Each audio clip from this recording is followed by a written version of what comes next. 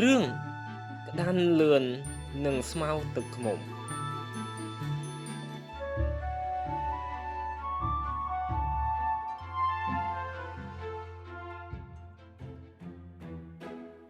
កាលពីយូរលង់ណាស់មកហើយស្ដេចនៃនគរពារាណសីមានឧទ្យានធំមួយដែលមានអ្នកមើលថែយ៉ាងត្រឹមត្រូវ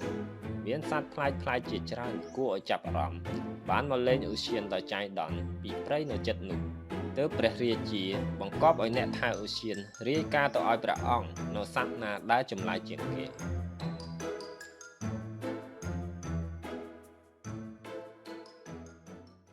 ថ្ងៃមួយអ្នកថែឧទ្យានបានឃើញក្តានមួយដ៏ចម្លែក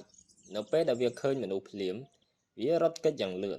គេក៏ដាក់ឈ្មោះក្តាននោះថាជាក្តានលឿនវាជាប្រភេទក្តានដ៏កម្រមួយដែលមិននៅជិតមនុស្សនិងខ្លាចមនុស្សណាស់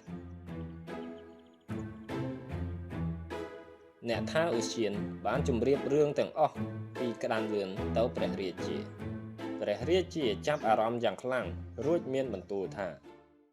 ពិតជាល្អណាស់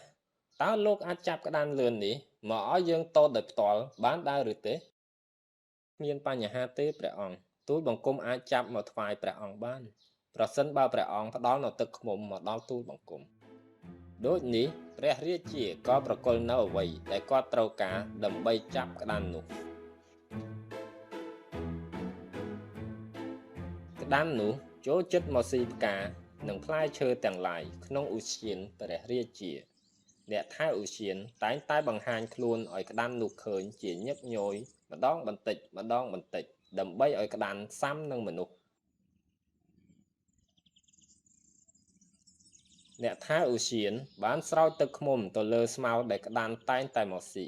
បន្តិចម្ដងវាក៏កើតសេចក្តីញៀនទៅនឹងរសជាតិស្មៅស្រោចទឹកឃ្មុំនោះបន្ទាប់មកក៏ចូលមកស៊ីជារៀងរាល់ថ្ងៃក្តាន់ចេះតែស៊ាំទៅនឹងអ្នកថែឧទ្យានរហូតអ្នកថែឧទ្យានអាចយកស្មៅឲ្យក្តាន់ស៊ីដោយផ្ទាល់ដែរ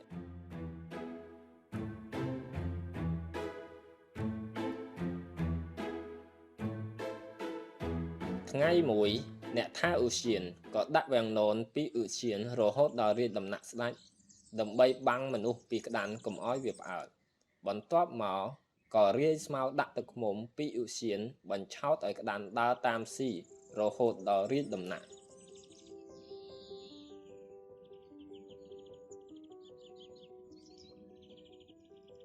បន្ទាប់ពីចូលដល់រាជដំណាក់សេនាក៏បិទទ្វាររួចបើកវាំងននក្តាន់ឃើញមនុស្សម្នាច្រើនក៏ភ័យស្លន់ស្លោទៅមុខមិនរួចទៅក្រោយមិនរួចព្រះរាជាក៏មានបន្ទូលថាហាអោក្តាន់ដែលរត់លឿនអើយហេតុអ្វីបានជាមកដល់ទីនេះអ្នកទាំងអស់គ្នាដឹងទេក្តាន់នេះជាសត្វមួយប្រភេទដែលវានឹងមិនមកកន្លែងដដែលណាដែលវាធ្លាប់ជួបមនុស្សចំនួន7ថ្ងៃឯណោះហើយបើសិនជាកន្លែងណាដែលធ្វើឲ្យវាភ័យនោះវានឹងមិនត្រឡប់មកកន្លែងនោះវិញអស់មួយជីវិតចុះហេតុអ្វីបានជាក្តាន់នេះអាចមកជាប់អន្ទាក់រហូតដល់កណ្ដាលរាជដំណាក់បែបនេះដូចនេះអ្នកទាំងអស់គ្នាចូលចាំថាសូមកុំញៀននិងងប់ងល់លើអ្វីមួយហួសហេតុពេកព្រោះអាចជាប់អន្ទាក់ដូចជាសត្វក្តាន់នេះដូច្នោះដែរ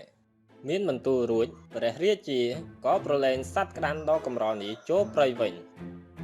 បន្ទាប់ពីនោះក្តាន់នោះមិនដែលត្រឡប់មកឧទ្យានព្រះរាជាវិញឡើយ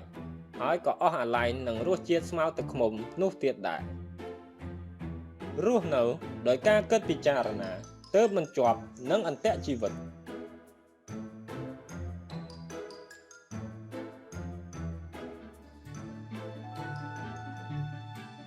សូមមេត្តាចុច Subscribe